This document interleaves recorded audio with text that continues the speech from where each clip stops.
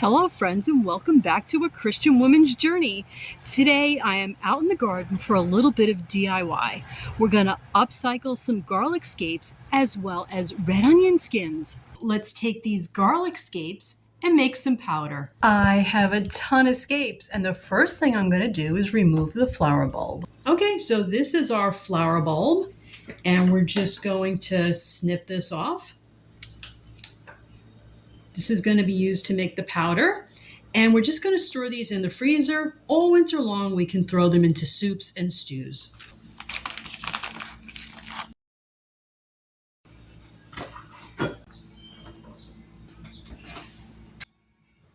Let's get these guys into the air fryer. Let's give these a check. These have been at 145 Fahrenheit for almost the whole day. You want to check some of the longer pieces, some of the shorter ones. The longer ones are still very bendable. Let's take a short one. Oh yeah, these are brittle. Yeah, this will be tough to even break. Probably need two hands, but some of them are done, some aren't. We're going to let it go a little bit longer. So some of these pieces are really tiny. They're definitely ready.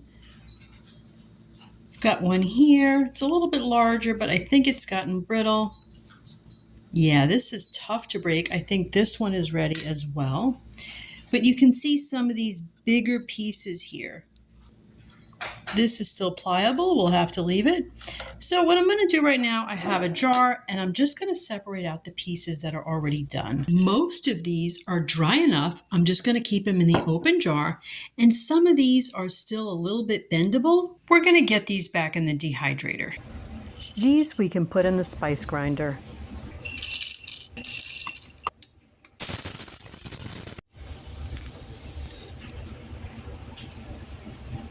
Fully blended and ready to be stored in the freezer. I am so eager to make red onion skin powder since I learned that the skins have quercetin in them.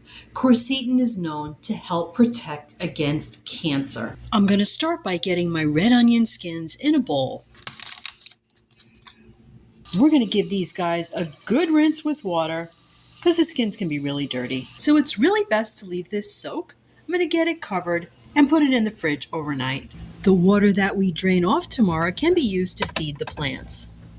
So I'm especially excited because out in my garden, I have just about a full bed of red onions. So you can bet when those start coming in, I will be upcycling all those skins. Now it's time to get them good and rinsed before we dehydrate them. Don't throw out the soaking water. It's great for your plants. I have a whole bed here of red onions that I cannot wait to harvest and eat and use the skins of. I've loaded the skins on a thin layer to go into my air fryer. This last tray has some onion on it, so I cut it up so it would dehydrate a little bit faster. We're all loaded. We'll set this to dehydrate. And we'll start it at 135. These have been at 135 Fahrenheit for 4 hours. They've kind of blown all around in there. They seem very, very brittle. Let's look at the onions here.